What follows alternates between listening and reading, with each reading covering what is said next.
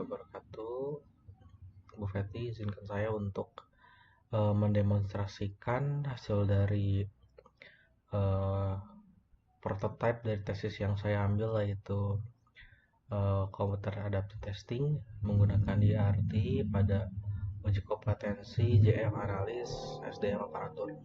Nah, ini saya bangun fitur ini di environment-nya Ujikom yang sudah existing gitu. Jadi harapannya memang fitur ini atau sistem ini tuh bisa nantinya bisa diintegrasikan gitu.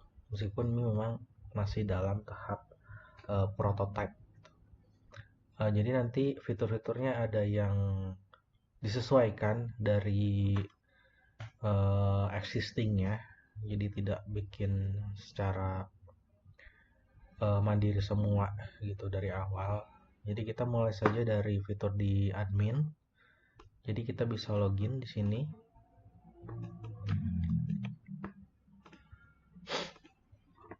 Login nanti ini ada beberapa fitur ya, seperti dashboard, monitoring, juga ini manajemen peserta.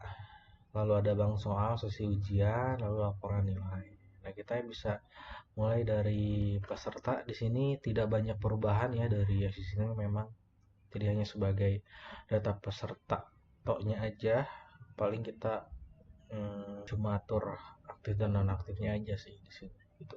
Dan kita juga bisa import, tambah, dan lain-lain, CRUD seperti itu. Lalu, nah ini di bank soalnya kita membuat rumah untuk bank soal itu sendiri. Jadi rumahnya bisa dibedakan antara CAT dan fixed line gitu. Kalau misalkan kita untuk detailnya kita bisa lihat di sini. Mungkin ini kita abaikan dulu ya karena emang masih pakai default. Jadi ini sistemnya adalah sistem import untuk CAT ini. Karena kita untuk kalibrasinya metodenya kan terpisah ya. Jadi kalibrasinya dari R langsung kita import ke database-nya gitu. Lalu untuk ini untuk bank soalnya, untuk sesi ujiannya kita ada penyesuaian juga.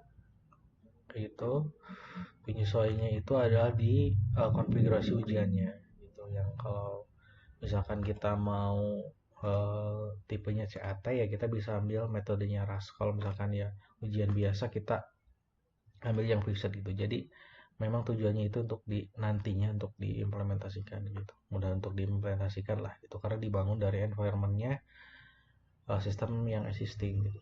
Jadi blueprint ini kita ambil skemanya yang udah dibuat, lalu yang tambahan itu adalah max soal, lalu min soal, lalu semnya berapa, lalu max exposure-nya nanti diatur. Ini yang membedakan antara yang biasa dan yang CAT-nya. Setelah itu kita bisa atur skemanya di sini. Jadi skema ini memang dikelompokkan dari soal yang sudah kita dapat gitu dari uji kompetensi 2025, jadi dikelompokkan, dapatlah skema seperti ini gitu. Yang dimana skemanya itu terdiri dari umum, fungsi, dan khusus.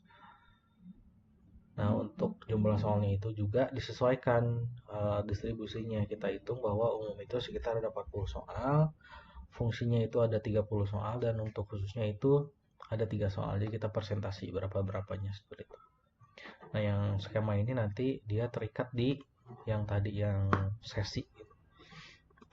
Dia mengacu ke skema yang mana ya, seperti itu. Sudah seperti itu. Setelah ini dibuat, kita enroll pesertanya yang ingin masuk ke ujian ini. Jadi tidak semua peserta bisa masuk gitu. Istilahnya ada gerbangnya lah gitu. Jadi sangat aman. Nggak akan. Oke, langsung lanjut ke laporan ya. Kita sudah melakukan testing terbatas sekitar 50 orang karena emang soalnya itu rahasia, jadi tidak bisa di open untuk testingnya.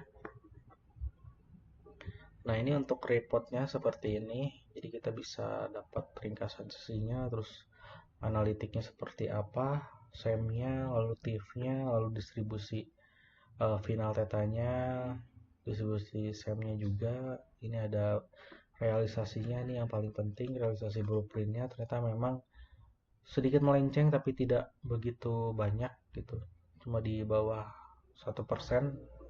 Lalu di sini stopping reasonnya apa aja. Lalu ini top item exposure-nya berapa gitu, karena memang terbatas ya, jadi belum capai maksimal ke 80% gitu, jadi masih setengahnya. Lalu analitik yang lain, lalu ini untuk detailnya. Nah, kita bisa lihat detailnya itu sendiri seperti apa hasilnya. Misalnya ini kita contoh seperti ini untuk detailnya, detail dari laporan individualnya seperti itu. Lalu kita masuk ke pesertanya, jadi kita login seperti biasa, nanti muncul dashboard. Nah, dashboard di sini ujiannya tersedia, yaitu ujian yang kita enroll tadi di admin, kita kerjakan, mulai.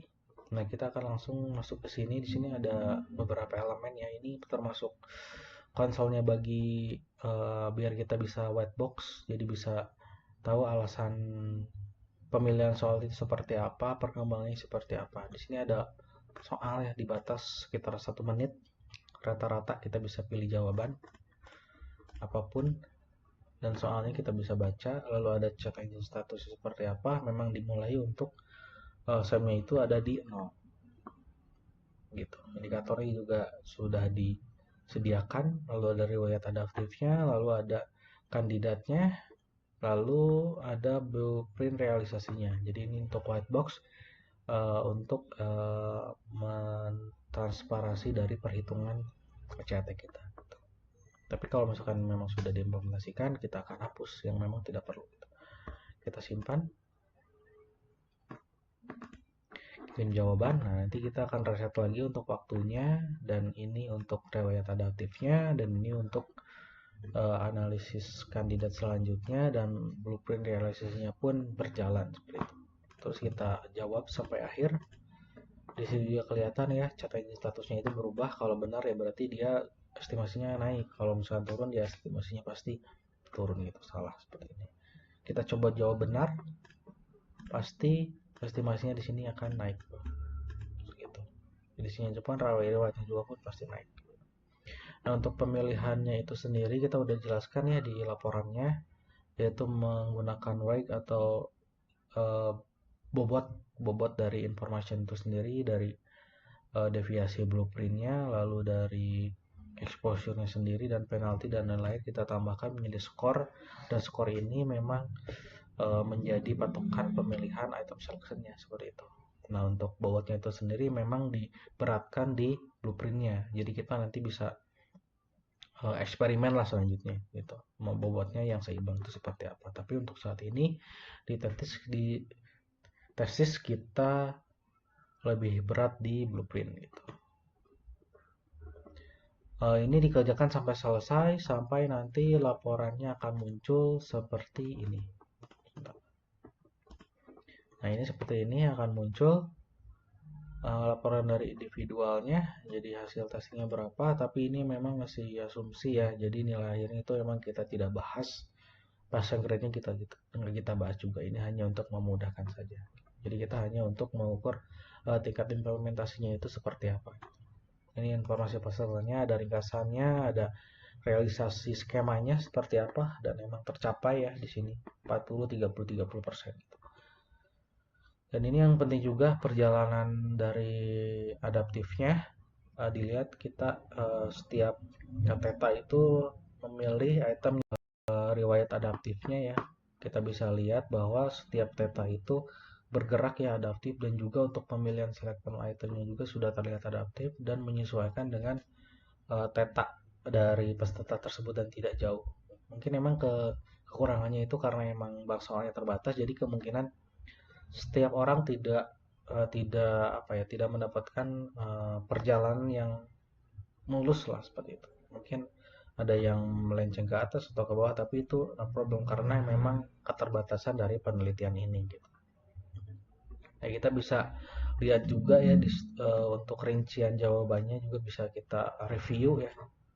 Di sini distanya berapa, kenapa pemilihan soalnya seperti itu, tetanya bergeraknya seperti apa, asennya seperti apa gitu.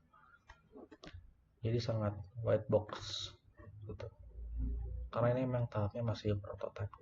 Nah ini untuk grafik SEM-nya ya sendiri untuk memastikan bahwa memang SEM itu normalnya memang ke bawah gitu, menurun. Penting adalah kita sudah menetapkan indikator keberhasilannya ya, yang di report itu. Yang pertama adalah jumlah itemnya yang berkurang dari 100 menjadi 50 soal, berkurang sekitar 50%. Berkurangnya ini kita bisa mendapatkan efektivitas yang lain seperti PLC indikatornya yang tercapai sesuai dengan skema kompetensi, lalu sifat adaptifnya yang berjalan gitu. Nah, dengan 50 soal ini kita bisa mendapatkan SEM atau standar errornya itu di sekitar 0,284 ya, sangat di bawah sekali, yang dimana targetnya itu adalah di bawah 0,4 gitu, jadi sudah tercapai gitu, dan memang tujuannya adalah seperti itu. Mungkin sekian demo aplikasi dari saya. Assalamualaikum warahmatullahi wabarakatuh.